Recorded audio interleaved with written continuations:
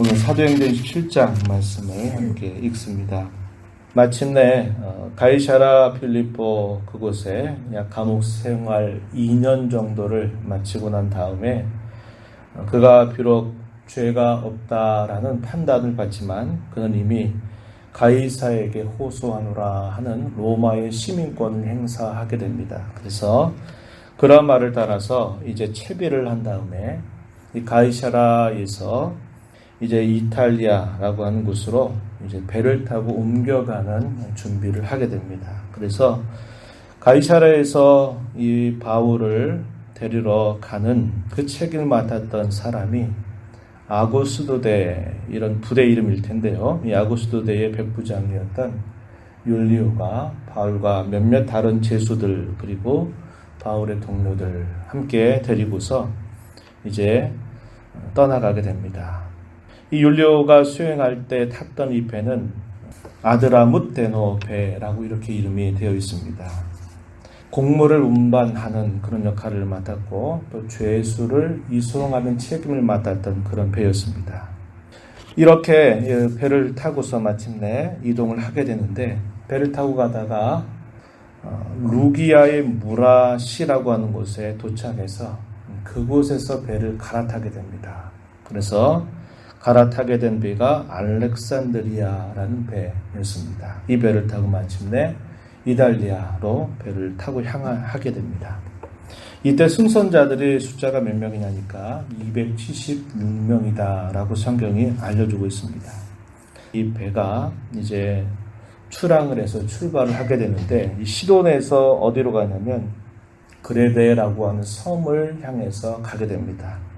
이 그레데라고 하는 섬은 대표적인 그런 항구가 3개가 있었는데 오늘 본문 속에 다 등장합니다.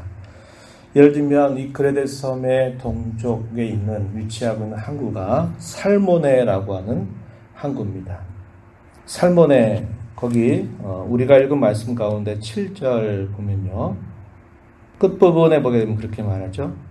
니도 맞은편에 이르러 풍세가 더 허락하지 아니하므로 살모네 앞을 지나 그레데 해안을 바람막이로 항해했다. 이 살모네는 그레데 섬의 동쪽에 있는 항구입니다. 그래서 그곳에서 가다가 중간 정도에 있는 또 하나의 항구 도시가 있는데 미항이라고 하는 도시입니다. 이 그레데 섬의 남쪽에 있는 항구입니다. 그곳까지 도착을 하게 됐을 때 바울 사도가 말합니다.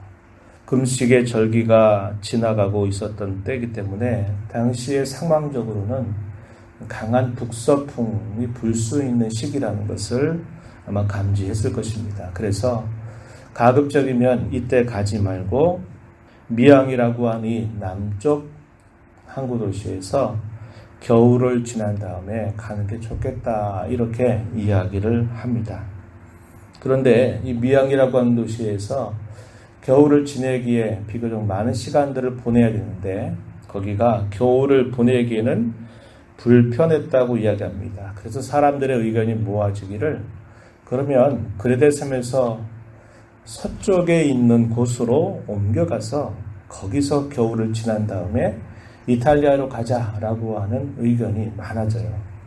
그때에 이 백부장이 누구의 말을 더 들었느냐 11절에 보니까 선장과 선주의 말을 더 믿었다 이렇게 표현했습니다. 그래서 그 서쪽에 있는 항구 도시 베닉스라고 하는 곳을 향해서 거기서 멈춰 있다가 겨울을 보내고 이제 이탈리아로 가자 이렇게 의견을 모으고 또다시 출항을 하게 됩니다. 처음에는 남쪽에서 불어오는 순한 바람으로 인해 가지고 잘 진행이 되는 것 같은데 조금 지나게 되니까 마침내 북동풍이 불게 됩니다. 유라굴로라고 알려져 있는 이 광풍이 불게 되면서 자신들이 기대했던 곳으로 그레데 섬 이 서쪽에 있는 베닉스라고 하는 항구로 가는 게 아니라 그 바람에 떠밀려서 엉뚱한 데로 배가 계속적으로 나아가게 된 것입니다. 그러다가 우리가 읽은 본문에 보게 되면 스리디스라고 하는 게 나타나죠. 17절 가서 보면은 쓰르드시에 걸릴까 두려워 연장을 내리고 그냥 쫓겨갔다 이렇게 표현했습니다. 이것은 리비아 해안에 있는 모래 수렁을 말합니다. 이곳에 배가 들어서는 순간 그 배는 이제 좌초되고 더 이상 앞을 향해 항해할 수 없는 위험이 있었던 것입니다. 그러니까 사공들이 다 해서 어떻게 하든지 선체를 가볍게 하면서 무엇인가 대체를 하는데 할 수 있는 일이 없는 겁니다. 그저 큰 바람에 떠밀려서 가는 일들이 있게 된 것입니다. 그래서 거기 18절 말씀에 보니까 광풍으로 심히 애쓰다가 이튿날 사공들이 짐을 바다에 다 풀어버렸다. 사흘째 되는 날에 배의 기구를 그들의 손으로 다 내버렸다. 그들의 생명의 촉각을 다투게 되는 그런 시점에서 여러 날을 안전하게 가는 배의 기구들이 필요할 리가 없었다는 겁니다. 그래서 어떻게 하든지 선체를 가볍게 하기 위해서 모든 것들을 다 바다로 던져버리게 되었다고 이야기합니다. 20절의 말씀을 보면요. 구원의 여망이 다 사라져버렸다. 이렇게 이야기합니다.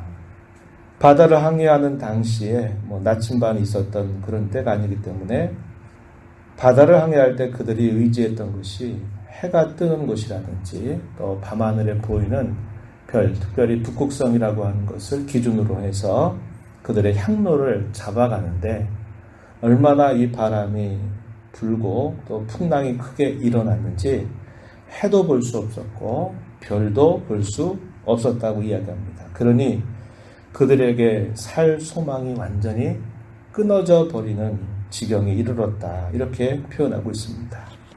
그때에 하나님께서 바울을 불러서 그에게 말씀하신 내용들을 바울 사도가 큰 위기 가운데 있는 그 사람들에게 말을 전달하죠.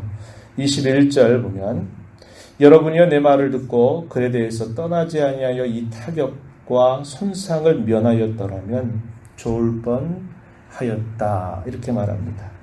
바울 사도는 이미 배를 탄 지가 참 오래된 인물이었다는 겁니다. 그래서 그가 많은 경험들을 가지고 있었다는 것이죠. 그의 말을 듣지 않고 그저 자신들이 원하는 대로 편한 대로 무리한 추랑을 했던 것입니다. 그러자 이런 큰 봉변을 당하게 된 것이었어요. 그러면서 그들을 안돈시키는 말을 전달합니다. 이제는 안심하라. 너희 중 아무도 생명에는 손상이 없겠고 오직 배만 손상이 있을 뿐이다. 이렇게 이야기합니다.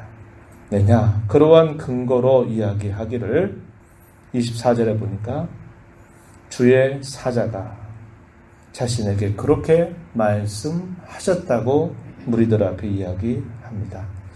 24절에 바울아 두려워하지 말라. 내가 가이사 앞에 서야겠고 또 하나님께서 너와 함께 항해하는 자를 다 너희에게 내 손에 다 주셨다. 이렇게 말씀하셨다고 그 많은 무리들 앞에 이야기를 하면서 그들에게 안심하라 라는 말을 하게 됩니다. 그러면서 한마디 덧붙이죠. 25절 나는 내게 말씀하신 그대로 되리라고 하나님을 믿노라.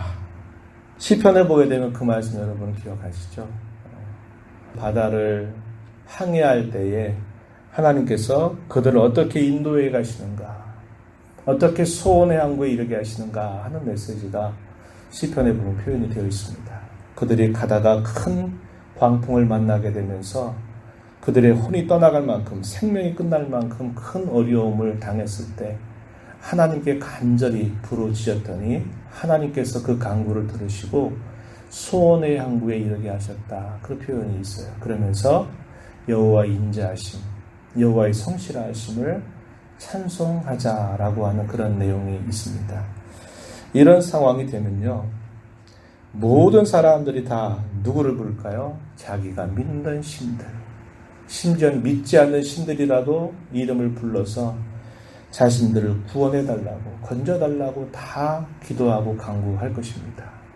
본문 속에는 그런 표현들이 나타나 있지 않지만 우리가 그런 위기 상황을 생각한다면 당연히 그렇게 했을 것입니다.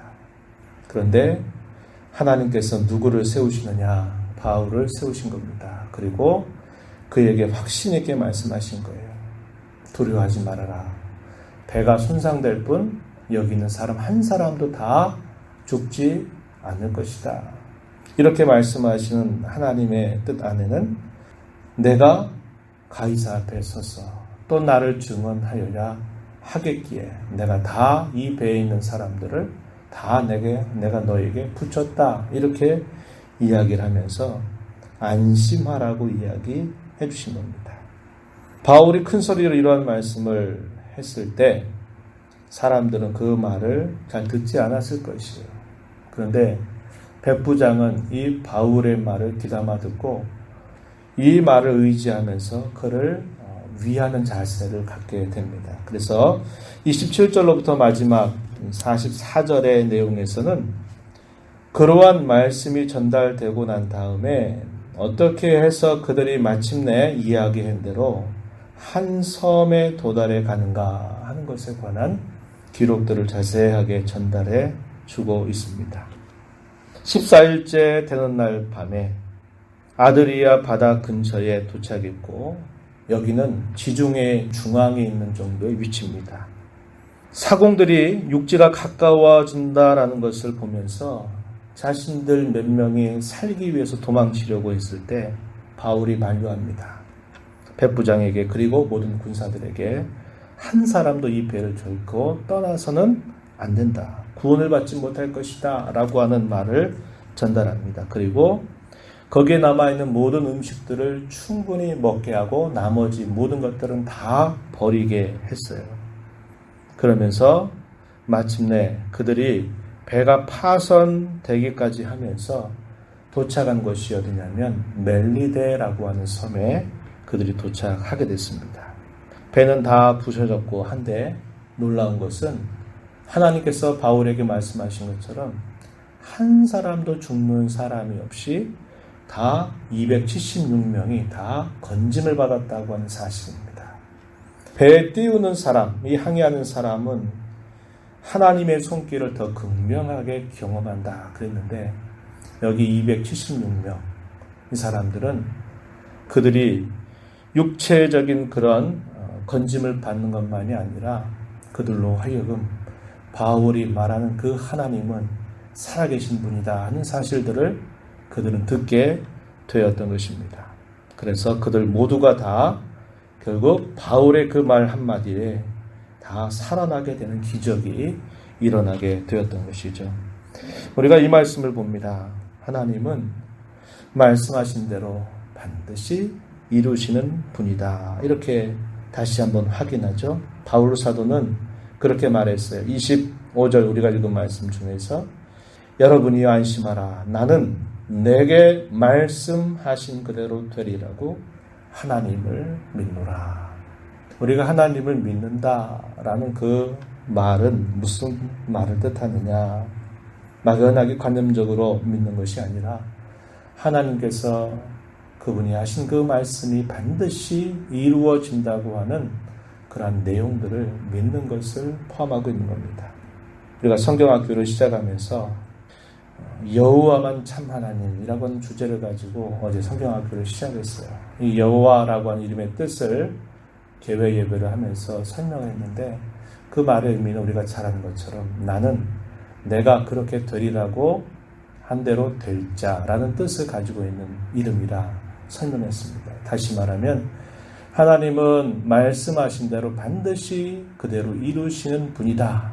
이 말을 여호와라고 하는 이름으로 자기 백성들에게 알리셨다는 겁니다. 바울 사도는 큰 위력 가운데서 그러한 철저한 믿음을 모든 사람들 앞에 공개적으로 이야기한 것입니다. 나는 나에게 그렇게 말씀하신 그대로 될 것을 나는 분명히 믿는다. 하나님께서 그렇게 말씀하신 것을 나는 그렇게 믿는다. 이렇게 말했습니다. 하나님의 말씀을 듣는 저와 여러분에게 마땅한 자세는 뭐냐? 하나님의 말씀의 권위를 그대로 신뢰하는 자세를 가져야 한다는 겁니다. 그 말씀한 대로 될 것을 기대하면서 그 말씀을 따라서 우리의 마음과 말과 우리의 행실들을 늘 새롭게 하는 자세를 갖는 것, 그것이 하나님의 말씀을 듣는 성도에 마땅한 도리임을 다시 한번 확인합니다. 그리고 눈앞에 아무리 구원의 여망이 없고 소망이 없는 그런 현실들이 있다 하더라도 하나님의 말씀은 반드시 실현된다고 하는 것을 굳게 믿고 끝까지 신뢰하고 인내하는 그런 신앙의 자세를 우리는 배우게 됩니다. 우리의 남은 생애 가운데서 크고 작은 많은 일들을 만나게 될 때, 인생 가운데 여러 풍랑들을 만나게 될 때에도 이러한 하나님의 말씀을 우리가 기억하면서 끝까지 하나님을 신뢰하고 의지하는 신실한 믿음의 걸음을 잘 걸어가는 저와 여러분이 되기를 진심으로 바랍니다. 하나님 아버지 감사합니다. 이 새벽 시간에도 저희들을 주께로 인도하셔서 찬양드리며 말씀의 귀를 기울이며 또 기도하며 이 하루를 주 안에서 살게 하시니 감사드립니다. 하나님 아버지, 바울에게 말씀하신 것처럼 너는 가이사 앞에서도 나를 증언하여야 되리라 하신 그 말씀으로 바울이 항의하는 그 모든 어려움들 가운데서도 하나님께서 그를 건져주실 뿐만 아니라 그와 함께 있는 많은 사람들의 생명까지도 그에게 맡기시는 일들을 하나님이 행하심을 봅니다. 풍랑과 위기 가운데서 하나님께서 그 백성들의 목숨 한 사람도 죽지 않도록 신실하게 말씀한 대로 이루어 주심을 저희가 살펴보고 하나님의 말씀을 듣고 그 말씀을 먹고 살아가는 저희들이 주의 말씀을 늘 신뢰하는 자로 살아가게 하시고 저희들의 현실 속에서 그것이 바로 눈앞에 펼쳐지지 않는다 하더라도 인내를 가지고 그 말씀이 반드시 응하리라고 하는 확신을 갖고 말도 하고 살아가기도 하는 저희들의 삶이 되게 하여 주시옵소서. 은혜의 보좌 앞에 나와서 아버지 은혜를 간절하게 구하며 하루를 살아가는 주의 살아가는 자녀들에게 크신 은혜와 복을 베풀어 주시옵소서. 예수님 이름으로 간절히 기도하옵나이다. 아멘.